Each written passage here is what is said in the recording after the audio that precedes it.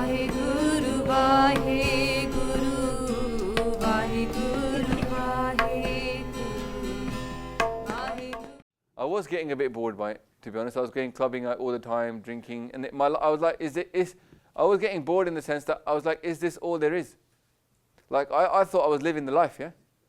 You know, I was like, you know, like I was going to a good university, I was going to get a good job, you know, I was messing around with more than one person. I was like, this is the life. That's what they told me this was a life, but it was empty.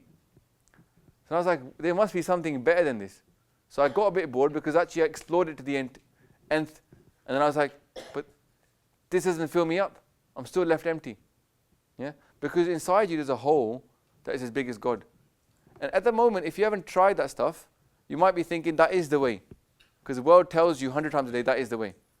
Once you've been down that route, you realize it's an empty dream. Khaliya. Then you start looking for something bigger. And that's what happened to me when I was about 21. I was like, people asking me what is Sikhism. I was studying philosophy at university. And I was like, I don't know. I was like, maybe I should go and learn about it. I'm reading Plato, I'm reading Aristotle, I'm reading Quranic theology, I'm reading Christian theology. I don't know what Sikh theology is. So I thought, let me go and find out. When I found it, I was like, wow, it's really deep, it's amazing. And I followed it. So for some people it's very quick, some people it's very long. But for me, the thing is, you don't need to be burnt in order to realize that fire is not good for you. You can trust the Guru on that. You don't need to go down that extent where I went to, because that extent is not actually very good for you. You're left with all these images in your head. You're left with all these memories. That ain't helping you upon this path. Yeah? So the way is to leave that and trust the Guru.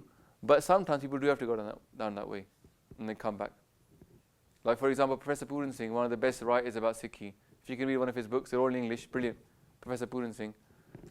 He was first from a Sikh family, became a Hindu, a sannyasi. From a Hindu sannyasi, he went and became a Buddhist monk, went to Japan.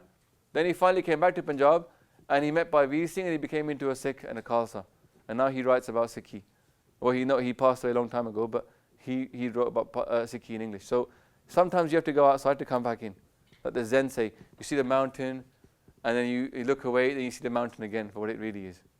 So we've grown up with Sikhi, but we not even realize what Sikhi is sometimes. Sometimes you have to go outside to come back and look at it again.